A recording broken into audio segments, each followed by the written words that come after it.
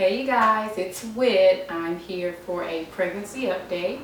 I just wanted to come and check in with you all and let you know what's been going on with the pregnancy. I'm currently 25 weeks, so I'm still in my second trimester. I'll go ahead and kind of give some background or let you know like kind of what happened during the first trimester and the second trimester, since we're just kind of, documenting everything. First trimester. Whew, Lord. Okay. So first trimester was, for me, horrible. I definitely experienced morning sickness, really all day sickness. I lost 10 pounds during my first trimester. I weighed in like before being pregnant, I weighed like 122, 120, somewhere around there. I dropped down to about 111. I really couldn't keep anything down. It was more so, like I said, it wasn't just in the morning, it was all day. I would try to force myself to eat because I knew, of course I have to feed my baby. And it just wasn't good. So I was just throwing everything up. It was horrible, suffering, but, and I was just ready for it to be over. Another thing I experienced during the first trimester was fatigue. I was extremely tired all the time, and then with me not eating, it was just like double the exhaustion. Like I couldn't get up out of bed sometimes. When I would get dizzy, I would black out, almost faint. Like it wasn't good. So I went to my doctor, of course. Of course, I found out I was anemic, which I already knew. So she prescribed me citrinatal for my prenatal vitamins, and I also got an iron supplement. So after I started taking the iron, that kind of helped with my energy. She also prescribed me I can't think of the name, it starts with a D. I'm sure you probably all are kind of familiar with it, for nausea. Now, at first, I would say it was helping.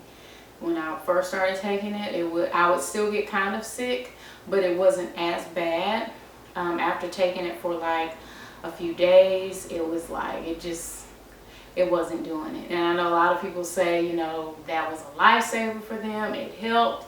For me, I was still nauseous.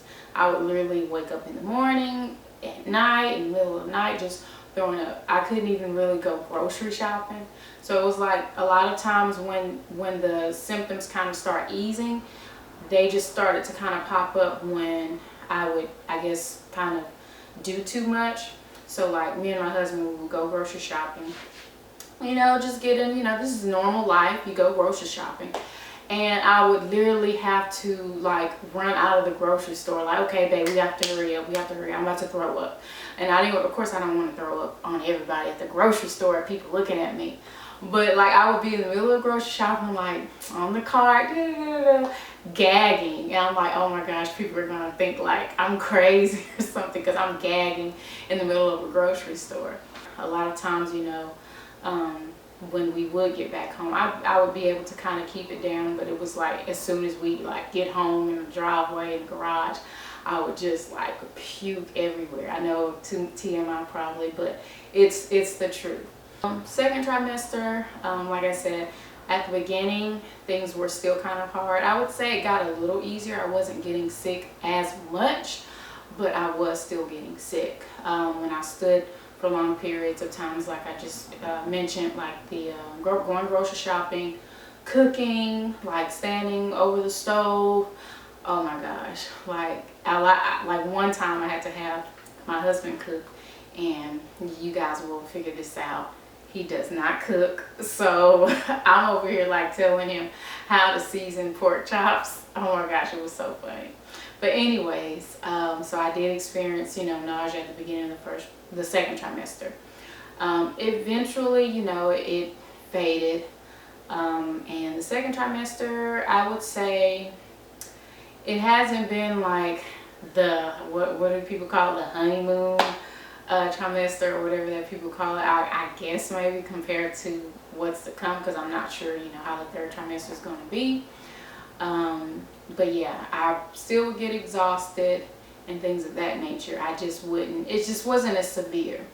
I'd say like this last like 3 to 4 weeks, it has been a lot better. I'm not as tired. I still have my days, of course, but I'm not as tired. I can actually, you know, get out of bed.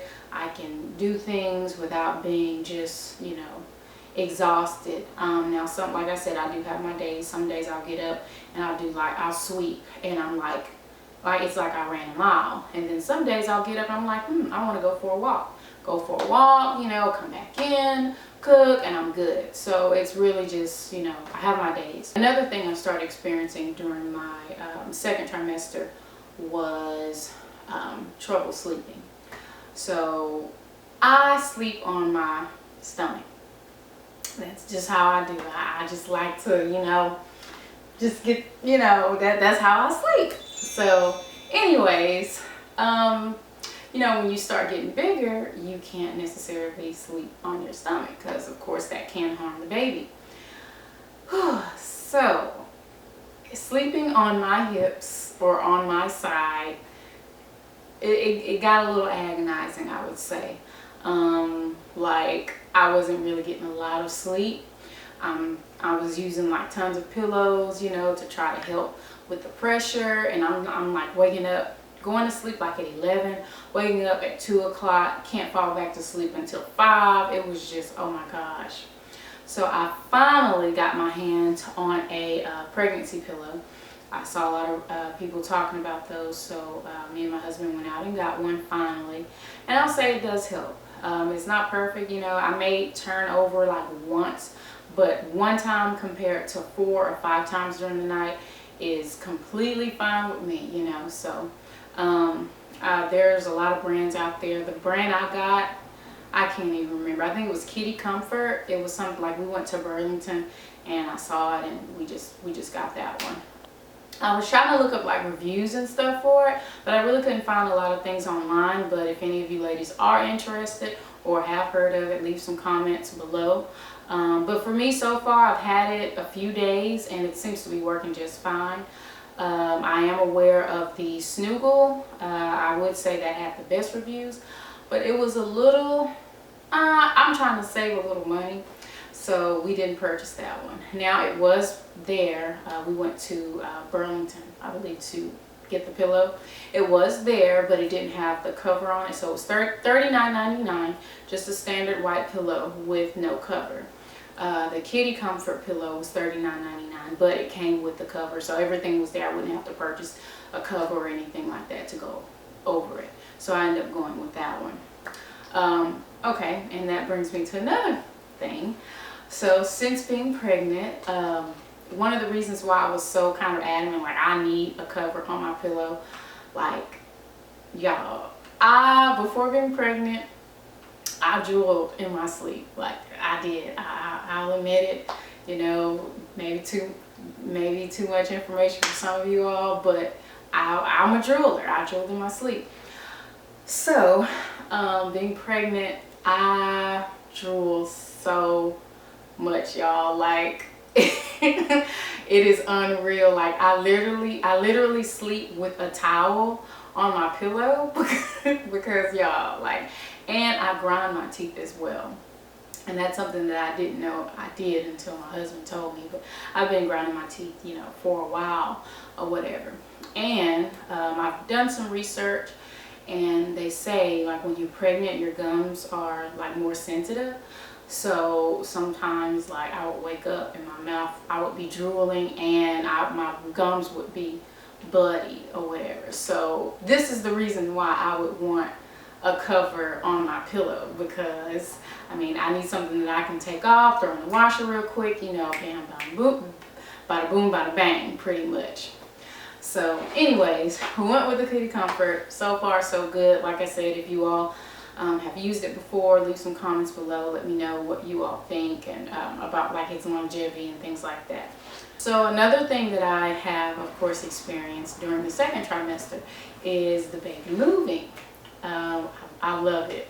I would say it's probably one of my most favorite things in the pregnancy. Like it's like I know he's there now. Like at first, you know, oh, I'm pregnant, I'm pregnant, I'm pregnant, and then you kind of get this feeling, you know, when you see him or her. We're having a boy, by the way, but you see him in the sonogram, you know, and you're like, oh, you know, he's actually there. But when you feel him move, like it's, oh my gosh, it's unreal. So I would say I love that.